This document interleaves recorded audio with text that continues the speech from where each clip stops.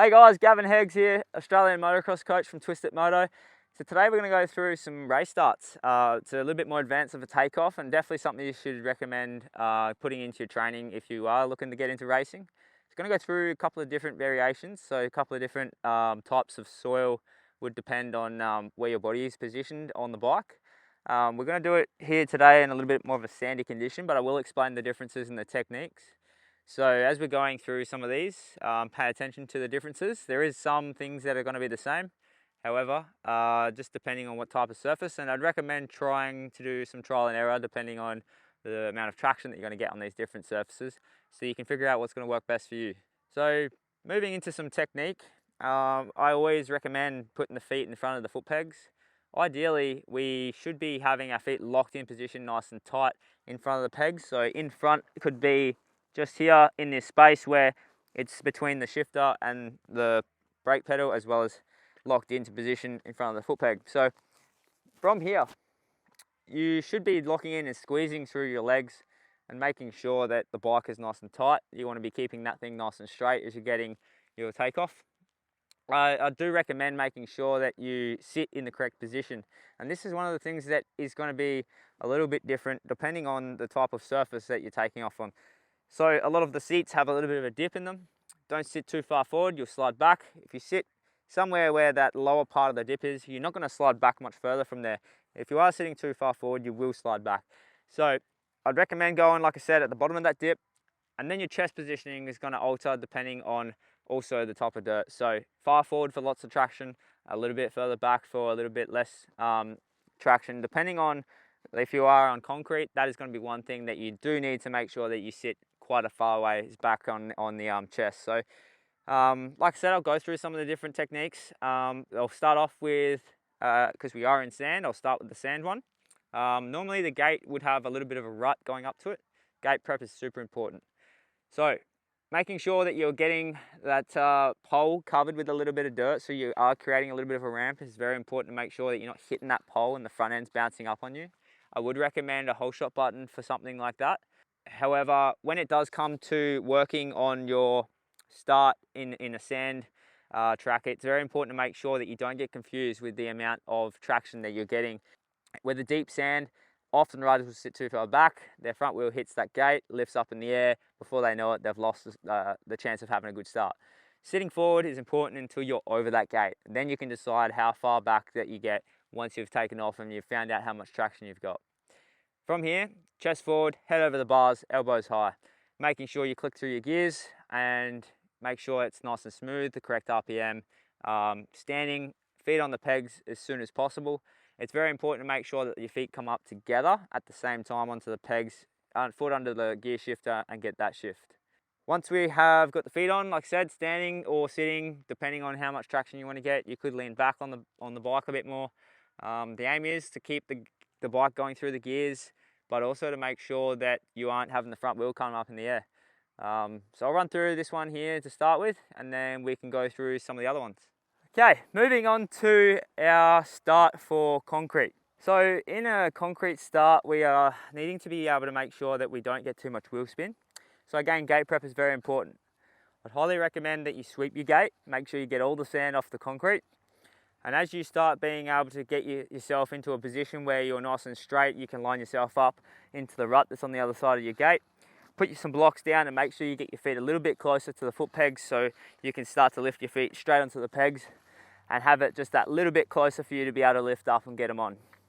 Again, it's very important to make sure you stay straight, making sure that you're sitting in the bottom of the dip in the seat. Your chest position needs to be a little bit more back in this situation. So as you're coming in to do some practice starts, I'd highly recommend finding the point of where you can feel whether or not you've got traction or wheel spin.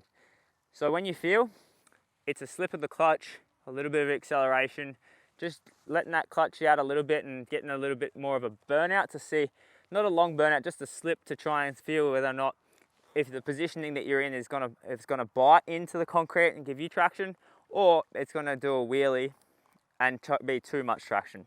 When you're doing this, you've got to do a lot of trial and error, figure out where that point is for you. So making sure that you are testing your positions to make sure that you have an understanding for where you need to be for those starts off the concrete. But again, everything else from this position would be in a similar spot where you're locking the feet in, squeezing the bike tight, and then elbows up either way. I'll run through a demo of this so you can have a look at the difference between the angle of the chest and the head positioning, which is going to be the variation between the sand start as well as the concrete start. Alright, central because of the concrete.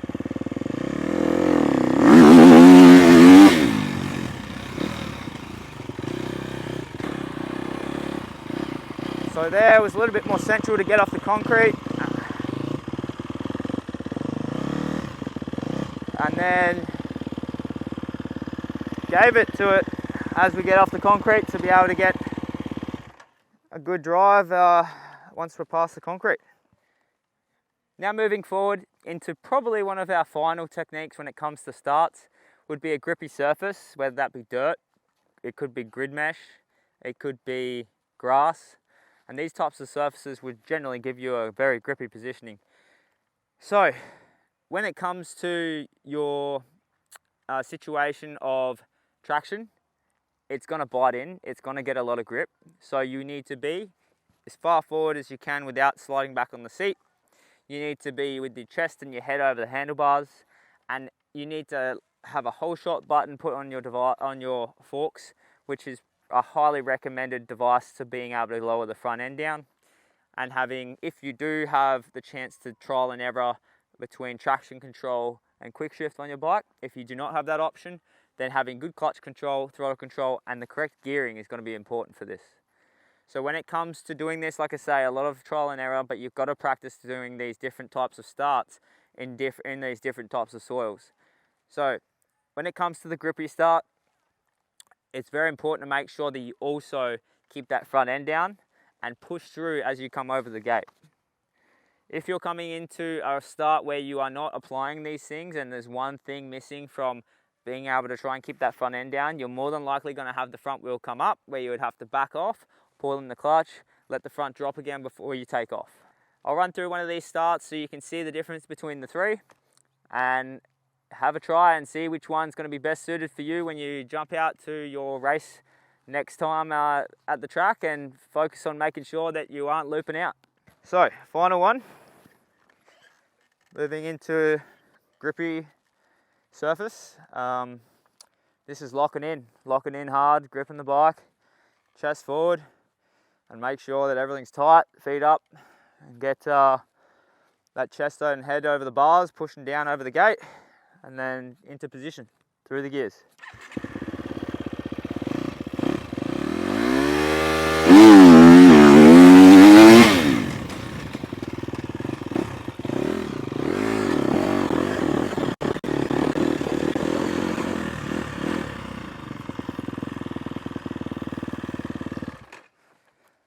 There's a couple of demos on the race starts. Send this to a mate who has at least looped out once. And looking forward to seeing everyone practicing their starts on the different surfaces. Thanks guys.